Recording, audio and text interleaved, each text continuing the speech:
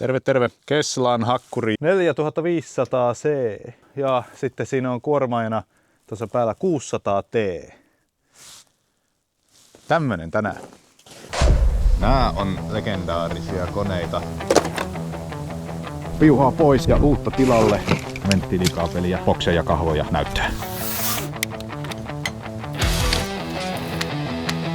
Eikö se ole ihan kiva leikkikalu? No. Vähäiseksihän se tämäkin ilta meni. Normaalia vanhojen koneiden kanssa.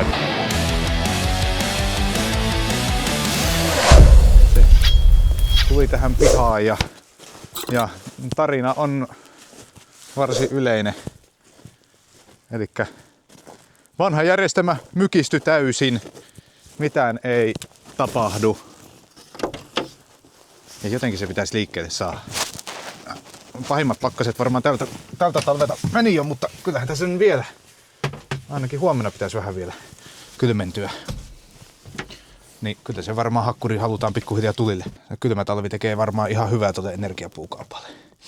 Joo, vanhat käsinojat on näköjään jäänyt irti Rammerin penkistä, mutta nehän saa siihen kiinni laitettua.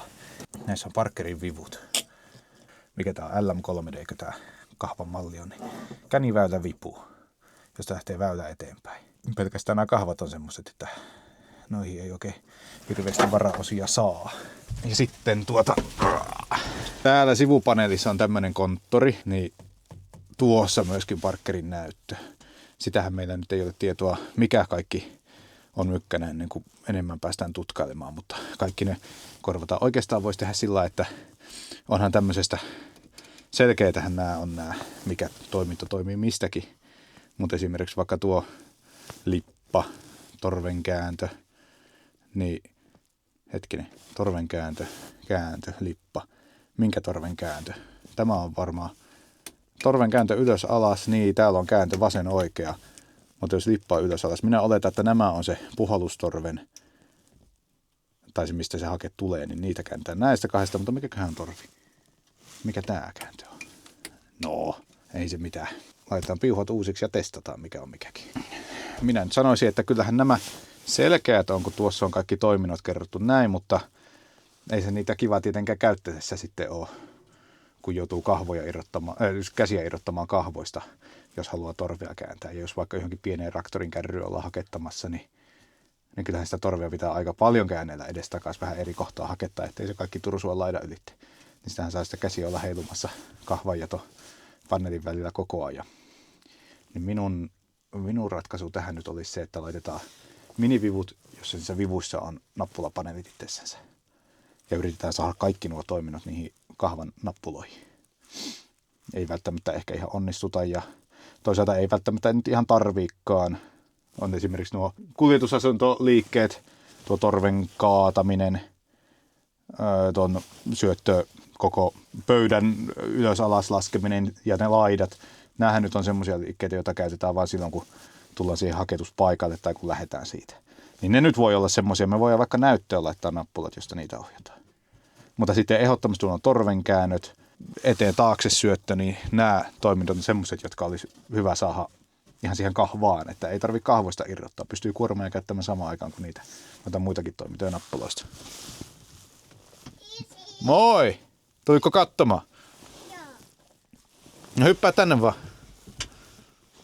Varo päätäsi. Niin, näähän itse asiassa tuo näyttö ja myöskin nämä kahvat. Niin nuo molemmat on semmoisia varsin yleisesti käytettyjä koneissa ja niitä kyllä tulee aika paljon vaiheltua. Hyviä vehkeitä ne on, mutta kaikkihan nyt ajan kanssa jossakin vaiheessa leviää. Niin, nuo nyt on semmoisia, että kun noita ei uusia saa ja niitä on aika paljon käytetty, niin varasat on tiukilla. Ja kyllähän niissä hinnat nousee. Tämmöiseen hakkuriin ainakaan, niin ei se ole niin kuin kuormamme ohjauksen järjestelmän laittaisi ja siihen päälle muutama hakkuritoiminto, niin sanotaan niin, että en minä nyt tuommoisesta varaosa kahvasta ihan hirveän monta tonnia maksaisi, kun uuden järjestelmänkin siellä samalla summalla aletaan jo sitten pystymään laittamaan. Ja se jää sitten jokaisen itse päätettäväksi, että paraneeko se vai huononeeko se järjestelmän vaihteessa. Kovasti yritetään, että paranee. Varmaan joskus jopa päästään tavoitteeseenkin pahimmassa mahdollisessa tilanteessa, niin tuleepahan sitten vähän suomalaista kasvuyritystä tuettua, eikö niin? Niitä ei nykypäivänä ihan liikaa ole. Hei, äläpä renkuttele siellä. Me aletaan rassaamaan, katsotaan miten käy. Päivä vierähti mukavasti ja mä itse asiassa jo Ajoinkin tämä vekottimen tähän ja kävin vähän. Sen verran käytettiin tuota vekottinta pyörimässä, että saatiin venttiilit katsottua, että ne on oikeinpäin ja kuorma ja pelittää. Mutta kun kiire tulee, kun hake on tyhjä säiliöstä, niin pitää nyt yrittää edes vähän hakettaa sillä. Siinä on vielä säätämättä tuo automaattinen syötön pysäytys ja muuta, mutta mä ajattelin, että siinä se tulee testattua. Täällä on vielä tosiaan kaikki kaapelitkin niputtamatta muuta, mutta kahvat saatiin aika mukavasti vanhojen kahvojen kiinnikkeeseen tuohon tilalle. Ja tukialalle pikkukytkin tuohon sivuun. Ja sitten 5 nappulan paneeli tässä näin. Niin näilläpä me nyt saadaankin kaikki toiminnot tehtyä näillä. Näihin nappuloihin saa niinku torven käännöt, syötön käynnistysperuutus ja sitten se syöttörulla nosto, että jos iso puu tulee, niin saadaan nostettua syöttörulla ylös, että se menee paremmin sisään. Ne saadaan näihin kahvoihin kiinni nyt ne toiminnot. Niin tosta onkin lähtenyt pois tuosta seinältä se entinen hillitölaatikko, jossa ne toiminnot oli, niin onhan se nyt paljon mukavampi tehdä töitä sillä tavalla, että ei tarvi koko ajan käsiä irrottaa kahvoista. Ja sitten avittavat toiminnot, niin laitoin tuohon näyttöön. Näissä nappuloissa on niinku siirtoasentoon laittavat toiminnot, eli syöttöpöydän, laitojen levitys, pöydän nostaminen ylös, tuo torven kippaaminen. Niin ne on tässä näin näytössä.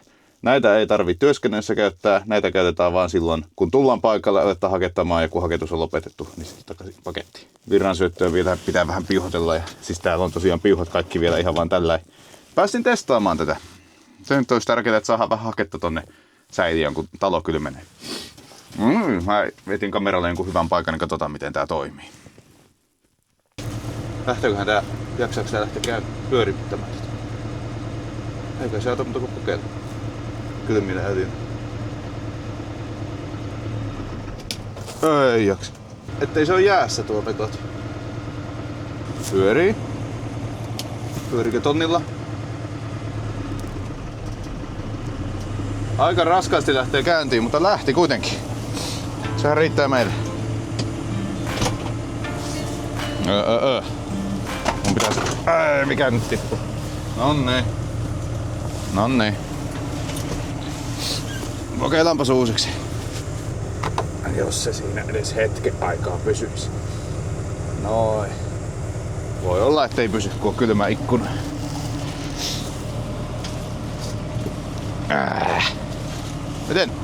Miten tänne yhtään isompi mies mahtuu tänne traktorihyttiin?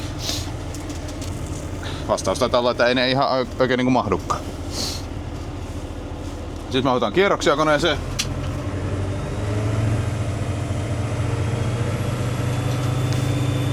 Pari tonnia. Sittenhän sen pitäisi liikkua ton kuormaan.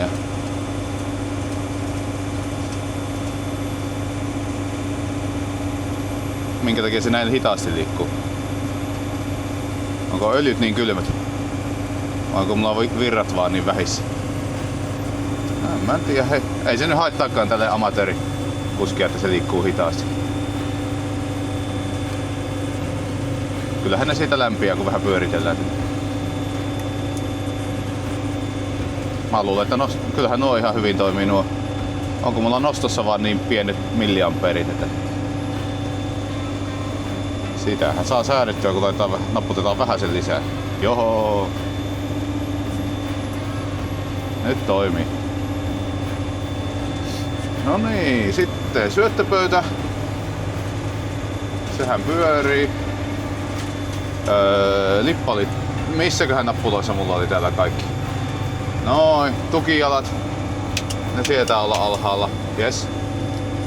Kokeillaan ottaa tosta. Ei oteta tota kaikista massiivisinta nyt kylmälle koneelle. Otetaan tuo tosta. Onhan sekin ihan hyvä kokoinen. Ei tosta minun hakkurista tämmönen enää läpi mahtuisi. On varsin rauhalliset öljyt. Se ei haittaa mitään. Syöttöpöytä pyörimään ja varotaan, ettei se pää täräytä tonne Volvo-ikkunasta sisään. Sehän pitäisi siitä mennä. Hyvinhän se työntää. Eikä meinaa hyytyäkään kone erityisesti. Ei, se toimii. Uskalletaanko ottaa vähän isompaa? En mä tota kaikista isointa ota vielä. Opsan. Mä oon kyllä, että on kylmänä tämä kaveri. pistetään tää vaikka tohon sivuun. Voi olla, että tuo on niin iso, ettei se edes meniskään tonne. Tai kyllähän hakkuri hakettaa kaiken, mikä kitaan mahtuu, mutta jos ei mahu kitaan, niin se on vaikea sit hakettaa. Tämmönen iäikuinen vanha koivupölli, niin en tiedä palaako tuo, se on kyllä niin märkää tavaraa. Lahoaa vaan lähinnä. Ei me. Kokeillaan uusiksi.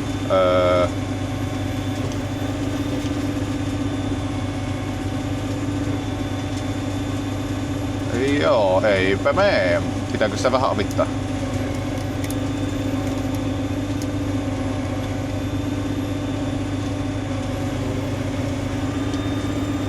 Minkä takia ei mene? Mistä se ottaa kiinni? Ottaako se siihen syöttörullaan? Harmi kun mä en näe sitä. Joo, piti syöttörullaa nostaa ja se oli... tuoltahan se löytyy. No niin. Vasemman käden nappulalla pystyt nostamaan tuota syöttörullaa, niin silloin menee iso puu paremmin läpi.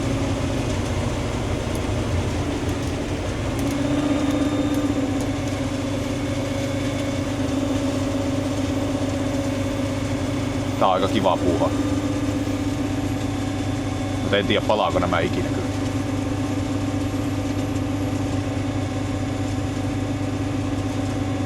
Sinne vaan.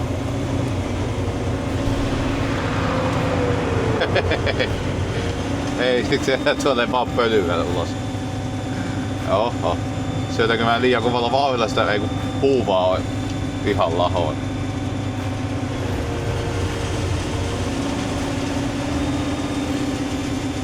Hauska ilmiö. Savupilvi vaan käy. No en mä tiedä, ei ne lämpöillä mitään muutakaan tee, niin kyllä ne siinä palaa, vaikkei sitä lämpöä tuliskaan. Kun ei tota lunta vaan olis kauheesti. On mulla tuolla tommosta hakkuutähden risuakin ajettuna, mutta en mä sitä oikein nyt viitti edes yrittää. Sillä on niin paljon lunta, kun se on sahas pari kertaa plussan puolella tuossa. Ja niin kuin näissäkin on lunta varsin paljon pinnassa, mutta toivotaan, että sisällä nyt on kuivaa tavaraa. Kattokaa, kun se osaa hienosti pysäytellä tuota syöttöä. Sanotaan, hetkinen, pikkusen sitä voisi säätää. Se voisi nopeammalla taajuudella tykyttää sitä. Kierroksen nosto. Kulmakerrat otetaan vähän lisää.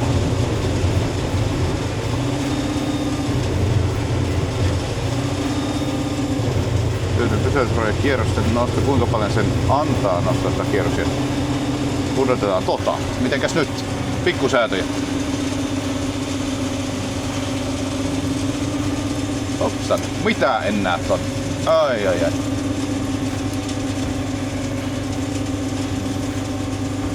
Kyllä sitä tommonen pöllinen olisi. Tämä on kyllä niin iso. Mä luulen, että ei mene. Saapahan vähän lumia karisteltua pois. Näin se voi mennä, kun ei se mahduttaa. Mutta kokeillaan. Mikä voisi olla pahinta, mitä tapahtuu? Se, että pääsee lekalla hakkaamaan sitä pois tuolta.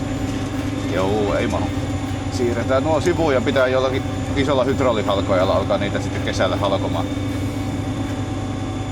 Mulla vähän pelottaa tuo Volvo tuossa vieressä, mutta kun se on niin onneton lähteen pakkasella käyntiin, niin en viittinyt edes yrittää.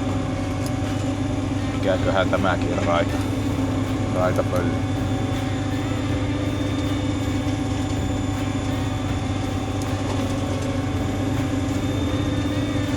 Sinne vaan. Siitä tulee hyvää haketta.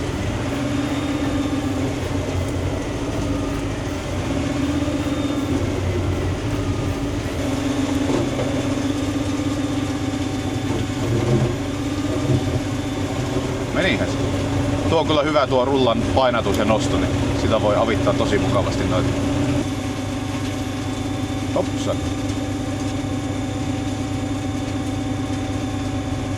Sisään vaan.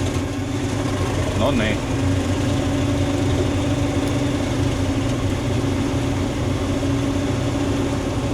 Tää on iso tää kuormaaja tässä hakkurin kyydissä.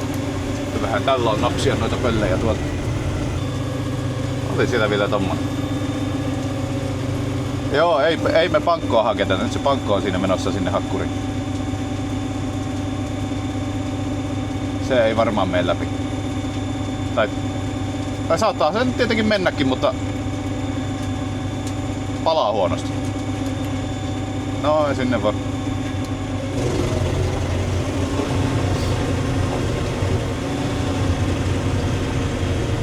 Onko siellä jotain rysyä siellä näyttää kyydissä olevan? Kato. Tommonen vielä löytyy.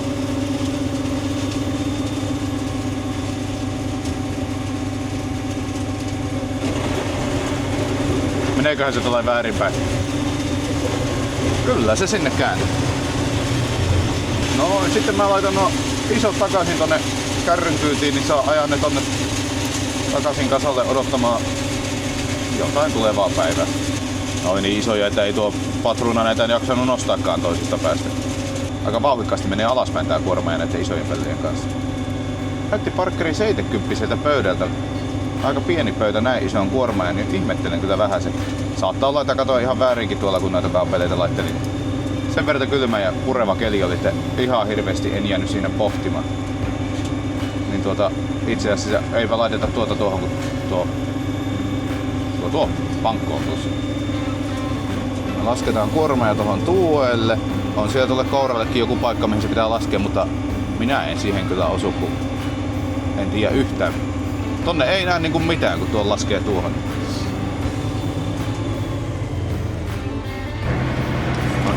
Yritän olla menemättä tonne tulilinjalle. Hyvin toimii. Erinomaista tavaraa. Ja kuivaa kuin mikä. Yes. Kyllä näillä taas pysyy tällä lämpöisenä jonkun aikaa. Joo, tossa on tuo teline, mihin se pitäisi jotenkin koura saa osumaan, mutta ei kyllä minun taidolla, kun ei sinne näe mitään. Mitenkään en. Oho, tohon alle jäi yksi pölli, tohon jäi pölli, mutta ei näitäkään näe, niin kuorma laittaa takaisin läjää ja hakea lisää. Voisi hakea vähän niitä akkutähteitä ja yrittää miten ne menee tosta lävitse. Höhö. Tuota ei tarvitse. Joo, tuo rullan nosto siellä oli se apuliike. Eihän se tonne hyttiin näy ollenkaan, mutta puu lähti syömään varsin paljon paremmin, kun sitä nosti tuota rullaa. Ja sitten kun oli lahopuu, niin piti painottaa sitä rullaa, niin se jaksoi paremmin vetästä se tonne kitaan. On melkoinen peli. Lippusiteitä, suojasukkaa. Mitäköhän tässä nyt vielä tohon tarvitsee? Viimeiset säädöt kohilleen ja sitten minä soitan isännälle, että saa tulla hakemaan. Tämmöstä tällä kertaa. Heippa!